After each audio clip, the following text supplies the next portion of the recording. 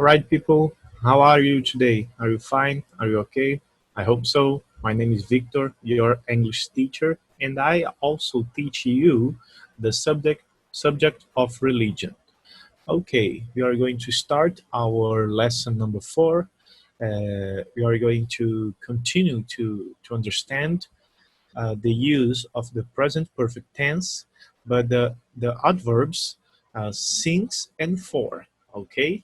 But not only since and for, but we are going to check out also the correct use of the common adverbs used in the present perfect tense, okay? So let's go. It's easy, all right? It's not difficult, and it's good to you to understand the proper use of this. Okay, let's start with already and yet. The Portuguese word já, okay, in the present perfect tense in English, you can use two adverbs, two different adverbs, okay? You can use already or yet. Yet we use in the interrogative in the question, in the interrogative form of the present perfect tense, okay? And already is in the affirmative form, okay? So let's go. For example, has she visited the museum yet? Sorry for the G here, okay? There is no G here, okay? Has she visited the museum yet? Note, okay? Look, yet, here and here, right? Ela já visitou o museu? It's an interrogative word, okay? Interrogative phrase, clause, okay? I have already talked to him about this matter. Eu já falei com ele sobre este assunto, okay? If you notice, right, you have yet here, já, and you have already here. I have already talked to him about this matter. Eu já falei com ele sobre este assunto. O que eu estou falando aqui? Nessa frase aqui, has she visited the museum? Sorry, me perdoe pelo G ali, tá? Foi um errinho de digitação. The museum yet, né? Ela já visitou o museu? Você repara o seguinte, que esse yet aqui não é no sentido de not yet, uma negativa, né? Se fosse uma negativa, not yet, seria ainda. O yet tem o sentido de ainda, mas aqui nesse contexto ele tem o sentido de já, tá? Isso tudo dentro do presente perfeito, tá? Aqui no yet, já, ela já visitou o museu, né? Literalmente seria, ela tem visitado já o museu, quer dizer, meio estranho, né? Mas a tradução mais adequada seria, ela já visitou o museu? Você vê que é numa interrogativa. Se for numa interrogativa, você utiliza o yet, tá, em inglês, para esse já aqui. Nesse exemplo 2, você tem uma afirmativa. I have already talked to him about this matter. Eu já falei com ele sobre este assunto. Você viu, esse já aqui está no sentido afirmativo. Então, aqui é o already. O already vai ter esse sentido do já, tá bom? Mas aqui, se for uma interrogativa, você tem o sentido do yet. Isso é muito importante, tá? Por isso que nós estamos vendo novamente essa questão dos advérbios, tá bom?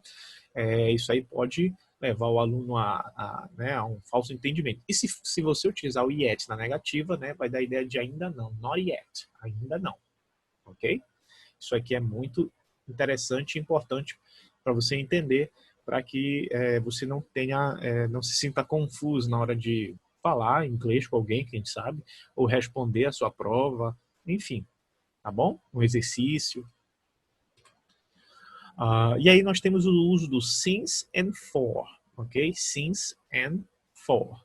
O since, when you want to talk about an action or situation that began in the past and it is still in the present, we usually use since or for, ok? Nós normalmente usamos o since ou for, tá? Dependendo da situação aqui, para falar acerca de uma ação, tá?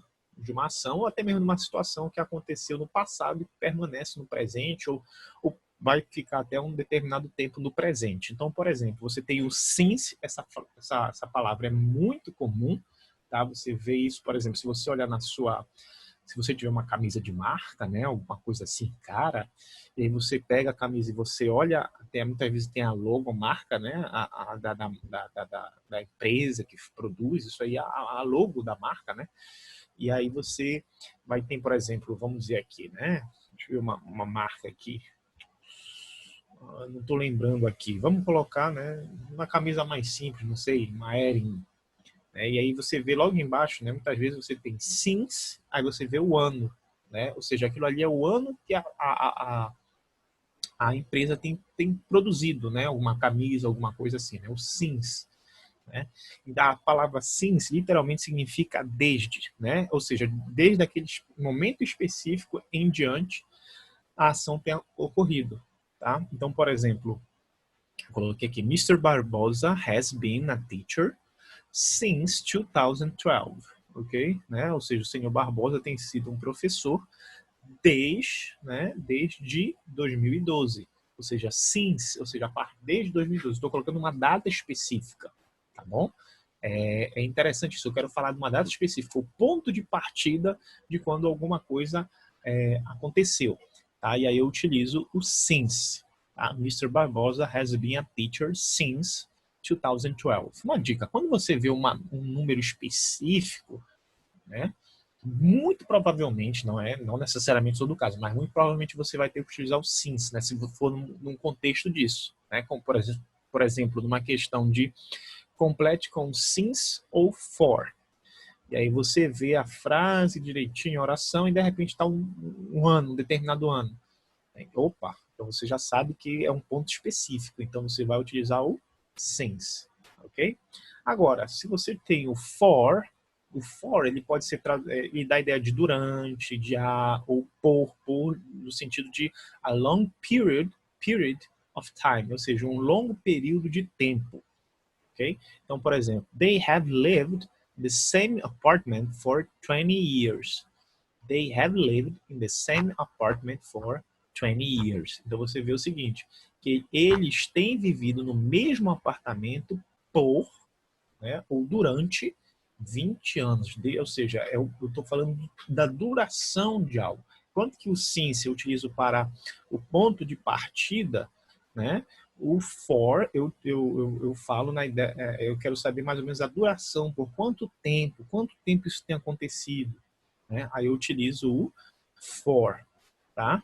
Por isso que eu coloquei 20 anos. Não é, por exemplo, quando tem uma data específica é uma coisa. Agora, quando, por exemplo, eu tenho algo que indique a duração de tempo, eu vou utilizar o for e não o since, tá? Mas isso, claro, tudo isso dentro do contexto do presente perfeito.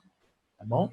Então você vê que são coisas assim pequenas, são detalhes pequenos, mas também são importantes. É por isso que o presente perfeito ele acaba complicando um pouco a sua vida, né? Por quê? Porque você vai ter você tem que memorizar os advérbios, você tem que memorizar os verbos principais irregulares, né, as formas, né, os verbos uniformes, biformes e triformes. Você tem que saber que eles têm que estar no particípio, né, que é a forma do particípio que tem que ser utilizada. Né? Então, tudo isso acaba complicando. Né? Por isso que e além da questão da tradução, que às vezes você não tem que traduzir. Repara, né? Deixa eu voltar aqui só um pouquinho. Aqui. Você vê que aqui está no presente perfeito, mas, como eu falei na aula anterior, né? A gente não, foi antes da aula anterior, na primeira, acho que na segunda aula, né? Você vê o seguinte, que você tem muitas vezes o presente perfeito ele é traduzido in the past, alright? We translate the present perfect tense in the past when we translate to Portuguese. But in this case, we use the present perfect, or simple present tense, okay? For example, ela já visitou o museu, ou seja, aqui, não nesse caso aqui, né? Mas você vê que não é uma coisa assim exatamente no passado, né? Ela já aqui tá tudo bem. Ela já visitou o museu. Você vê, mas tipo assim, o sentido aqui, né, não é simplesmente de uma simples pergunta. Você não traduziu como uma simples pergunta do passado, né? Você tem um advérbio aqui que justamente vai dar a direção. Ou então essa aqui, ó.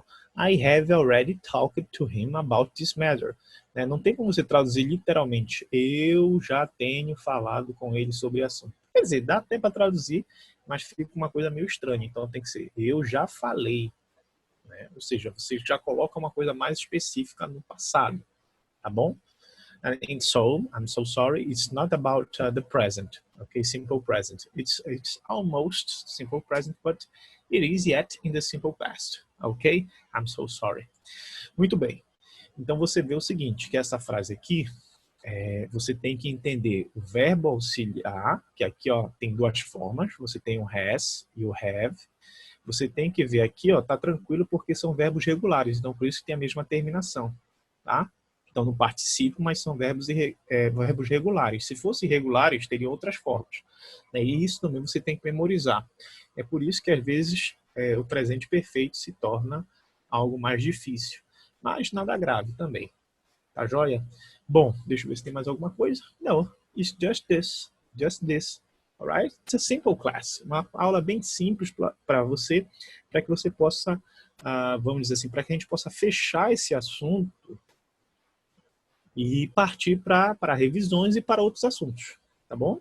Mas assim, é um assunto não tão simples, é um assunto mais difícil, que exige a sua atenção.